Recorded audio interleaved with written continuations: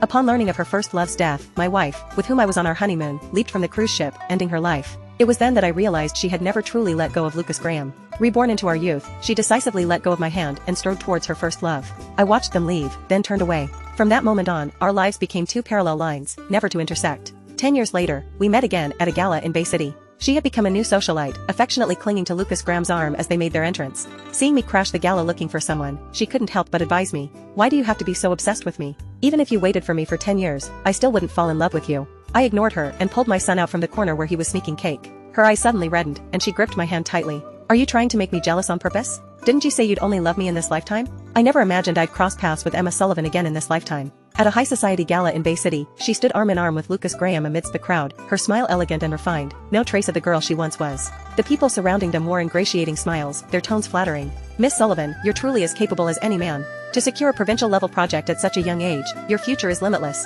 And this must be your partner? What a handsome couple you make, enough to make anyone envious. Lucas gazed at Emma lovingly and said softly, we're planning to get married at the end of the year. Everyone's welcome to attend the wedding if you're free. Another round of congratulations followed, and someone asked, I heard you've been together for 10 years. Why are you only getting married now? I was curious about this too. In my previous life, Emma loved Lucas so much, she was willing to die with him. After my rebirth, she immediately broke up with me. I thought they would get married right after graduation, but I didn't expect them to still be unmarried now. Hearing this question, Emma's face momentarily stiffened, almost imperceptibly. She quickly covered it with a smile. We wanted to establish our careers first, then start a family. I want to give Lucas the best life possible. She looked at Lucas, her eyes overflowing with tender affection. In my previous life, when she was with me, I proposed several times. It wasn't until her family pressured her that Emma reluctantly agreed to be with me. Apparently, the difference between love and indifference can be this obvious. I was about to turn and leave when I caught sight of a small figure from the corner of my eye. My body instinctively followed. Crash! Champagne spilled all over the floor, and the waiter holding the tray looked at me with displeasure. Where did you come from? Are you blind? His voice was loud enough to attract the attention of those around us. Seeing my face, Emma was startled. Jack Thompson, what are you doing here? I apologized to the waiter and explained, I'm here to find someone. Someone curiously asked Emma, Miss Sullivan, do you know him?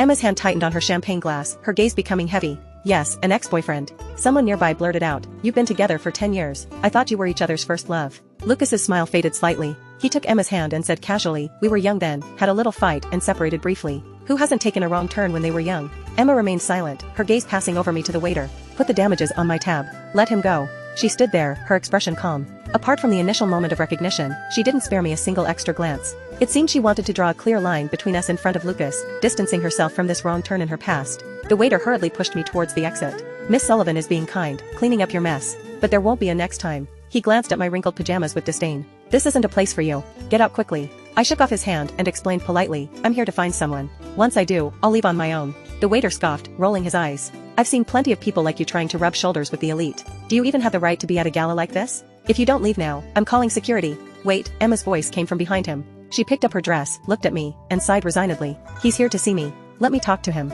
Lucas stood beside her, putting his arm around her shoulder possessively. Jack, Emma, and I are about to get married. I think anyone with a shred of shame wouldn't come looking for an ex at a time like this. Emma's face darkened slightly, and she couldn't help but advise me. Why do you have to be so obsessed with me? Even if you waited for me for 10 years, I still wouldn't fall in love with you. My relationship with you was just a mistake. Now that I have a chance to correct that mistake, I hope you can let go of the past soon. Lucas looked me up and down, his eyes filled with mockery. I can understand why you came to find Emma. After all, times have changed. She's now a well-known entrepreneur, and there's no shortage of people trying to curry favor with her. Perhaps my wrinkled pajamas gave him confidence. Lucas spoke arrogantly. You graduated from a good university, how did you end up like this? If I were you, I wouldn't have the face to go out in public. Emma frowned, took out her phone, her tone tinged with impatience. If you feel I wronged you when we broke up, I can give you some breakup money now. Is $50,000 enough? Her fingers moved on the screen for a moment, then suddenly froze. You deleted me from your friends list? I was a bit puzzled, not understanding why her reaction was so strong. Isn't it normal to delete an ex after breaking up? Moreover, I have someone at home who gets jealous easily. If she knew I still had my ex-girlfriend's contact information, who knows what kind of fuss she'd kick up.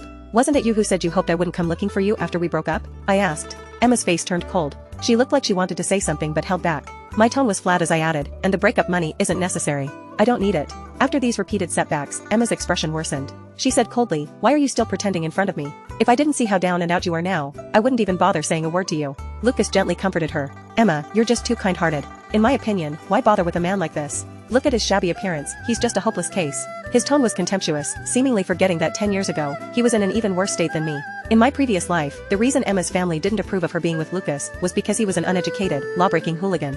The first time I met Emma in college, she had just bailed Lucas out of the police station and was being forced by her family to break up with him. During Emma's most depressed period, I was the one who stayed by her side, helping her get through it. She loved photography, so I used the money I had originally planned for starting a business to buy her expensive equipment worth tens of thousands of dollars. In scorching summers and freezing winters, I carried equipment weighing dozens of pounds, following her around, just hoping to see a genuine smile on her face. Who would have thought that it was Emma who confessed to me first? I knew about her past with Lucas, and I had seen her occasionally staring at their photos in her album. So when Emma confessed, I very seriously asked her, had she really gotten over Lucas? At that time, she hugged me tightly and said firmly, that's all in the past. I've long since realized who truly cares for me. Jack, I love you. Let's be together. We dated for 7 years. Even her best friend couldn't help but be surprised. She liked Lucas so much, I thought you two wouldn't last long. But what no one knew was that Emma had rejected my proposals countless times in private. Jack, I'm against marriage. Isn't it good for us to just stay like this forever? It wasn't until Emma's parents started pressuring her about marriage that she agreed to get married. During our honeymoon, when news of Lucas's accidental car crash came, she jumped off the cruise ship, leaving only a suicide note.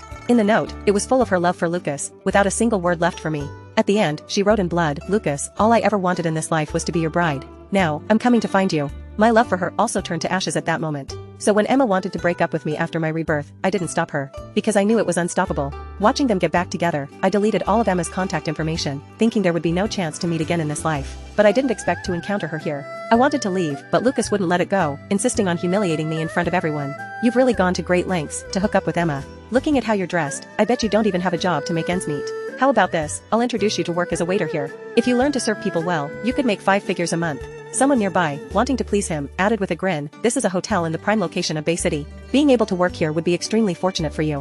Hurry up and thank Mr. Graham. Surrounded by people and unable to leave, I said helplessly, thank you, but I already have a job. It's photography. As soon as the word photography came out, Emma immediately looked at me. Her eyes flashed with complexity, and her lips moved a few times. She turned her head away, not looking at me, her tone cold. How much can you earn from photography? You can't make a living from a hobby. Given that we all know each other, I can arrange a job for you. I was stunned, immediately realizing she had misunderstood. My love for photography wasn't because I still had lingering feelings for Emma. In fact, when I saw that suicide note in my previous life, I had already completely given up on her. It's just that when I was reborn, I found that all the money had already been spent on photography equipment. I couldn't sell it on second-hand platforms, so I had no choice but to pick it up and use it myself. As a result, I really fell in love with photography. In this life, it's not to please others, but just for myself. I politely declined Emma's offer again, my tone courteous but distant. My hobby is enough to cover my living expenses. Thank you for your concern. Seeing that I didn't appreciate her kindness, Emma's face flashed with anger. You're not taking the opportunity I'm giving you. Don't come crying to me for help later. I didn't say anything, nor did I tell her. Now, my photography works are exclusively supplied to several national-level publications, as well as top international journals. The various copyright fees, when added up, are not lower than Emma's income. But if I said that, she would probably think I was bragging. After all, in these wrinkled pajamas, I did look quite shabby.